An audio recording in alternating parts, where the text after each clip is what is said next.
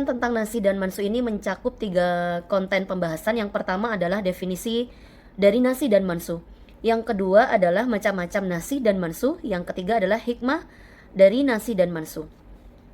Definisi nasi dan mansu secara bahasa dan istilah. Secara bahasa, nasi dan mansu berasal dari bahasa Arab nasakhoyan sahu naskhon, di mana nasih merupakan isim fa'il dari nasah yansahu, sedangkan mansuh isim maf'ul dari nasah yansahu yang berarti menghapus dan memindahkan. Izalatu syai' wa idamihi diartikan menghilangkan dan meniadakan sesuatu. Kemudian naqala syai' wa tahwilihi ma'a baqaihi fi nafsihi, memindahkan sesuatu dengan tetap menjaga keberadaannya. Jadi di sini memiliki dua makna. Makna yang pertama adalah menghilangkan dan meniadakan sesuatu. Jadi tidak ada asar, tidak ada pengaruhnya sama sekali. Jadi memang benar-benar ditiadakan. Yang kedua, makna yang kedua adalah memindahkan sesuatu dengan tetap menjaga keberadaannya. Nah, dipindahkan dari satu tempat kemudian ke tempat yang lain. Secara istilah, nasi dan mansu yaitu raf'us syari' hukman syar'iyyan bidalilin syar'iyyin mutaakhirin, yang artinya dicabutnya suatu hukum syar'i oleh Allah Subhanahu wa taala dengan menggunakan dalil syar'i yang datangnya belakangan. Nah, makna dalil syar'i di sini yaitu Al-Qur'an maupun hadis. Nasih di sini artinya menurut hukum syar'i yaitu menghapus. Yang menghapus ini bisa ayat Al-Qur'an, bisa juga dari hadis Nabi Shallallahu alaihi wasallam. Sedangkan mansu artinya hukum syar'i, sesuatu yang dihapus. Bisa juga berupa ayat ataupun hadis Nabi Shallallahu alaihi wasallam. Pembahasan yang kedua yaitu macam-macam nasi dan mansu.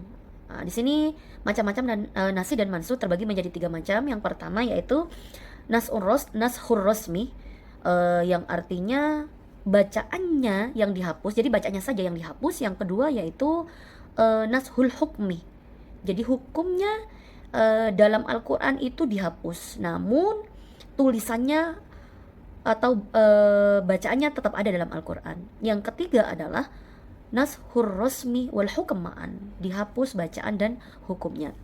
Untuk yang macam yang pertama adalah nashur rosmi, yang artinya dihapus bacaannya saja dan hukumnya masih berlaku hingga saat ini. Misalnya ayat yang menjelaskan tentang hukuman had ya bagi pezina yang sudah menikah. Ayat yang menerangkan hukuman ini ketika kita cari dalam Al-Quran itu sudah tidak ada, karena sudah nashur resmi, bacaannya dihapus, sudah dikeluarkan dari bahasa lisan ayat-ayat Al-Quran, namun hukumnya masih berlaku hingga saat ini. Seperti itu.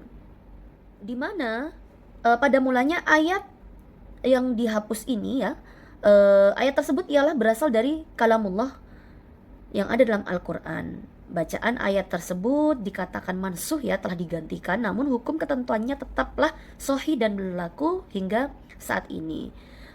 Dimana ayatnya berbunyi yang artinya jika seorang pria tua dan wanita tua berzina maka rajamlah keduanya. Dimana di sini terdapat dalam kisah zina yang dilakukan oleh orang tua lalu digantikan atau dinasakh, dan hal ini dinyatakan oleh Ubay ibnu Ka'ab bin Abu Umamah bin Sahal. Dimana sering mungkin kita sudah mengetahui itu ya, asy-syaikhu wasy-syaikhatu idza zanaya farjumuhuma. Inilah contoh dari dihapus adalah dihapus hukumnya saja, namun bacaannya masih ada. Dengan kata lain yang kita ketahui yaitu nashul hukmi dunar rasmi.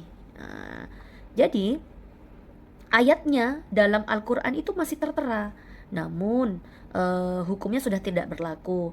Misalnya perintah, jadi ada ayat yang memberikan perintah kepada kita untuk meninggalkan wasiat bagi kedua orang tua atau kerabat jika meninggal misalnya ya. Ayat ini masih ada dalam Al-Quran ketika kita mencarinya, yaitu seperti dalam Quran surat Al-Baqarah ayat 180, namun hukumnya sudah tidak berlaku karena sudah diganti dengan ayat yang lain. Quran surat Al-Baqarah ayat 180 yang bunyinya Bismillahirrahmanirrahim. Ya ayyuhalladzina amanu idza hadara ahadakumul mautu in taraka khairan lil wasiyatu lil walidaini wal aqrabin ila akhir ayat. Di mana dalam ayat ini memerintahkan kepada kita untuk meninggalkan wasiat bagi kedua orang tua atau kerabat ketika sudah mendekati ajal. Namun ayat ini sudah dihapus hukumnya, namun bacaannya tetap ada, dihapus diganti dengan ayat mawaris lidzakari mislu hadzil Macam unthayayn. yang ketiga adalah raf'un nasi wal hukmi ma'an. Jadi dihapus bacaan dan hukumnya. Misalnya ayat yang menjelaskan batasan minimal tentang jumlah susuan yang menjadikan hubungan susuan atau rodho'ah, yaitu yang sebelumnya 10 kali susuan. Jadi ayat ini sudah dihapus bacaannya dan hukumnya diganti dengan ayat yang menjelaskan bahwa jumlah susuan tersebut minimal adalah 5 kali susuan.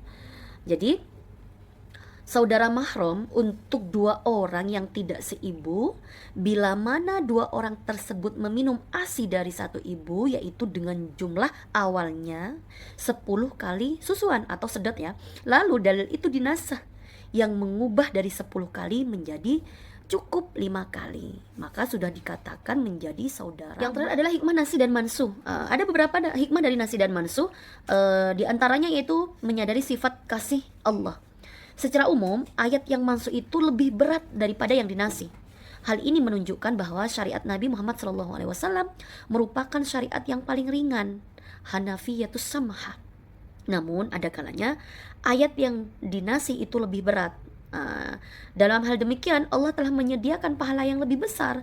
Hal ini menunjukkan sifat kasih Allah yang Ar-Rahman dan Ar-Rahim, bahwasanya Allah itu maha kasih dan maha penyayang.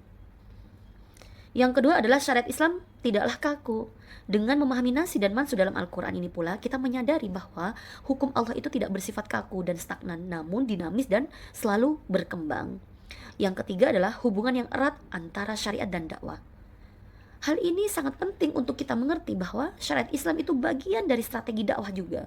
Syariat dan dakwah merupakan saudara kandung yang lahir dan tumbuh secara beriringan, bahkan tidak bisa dipisahkan.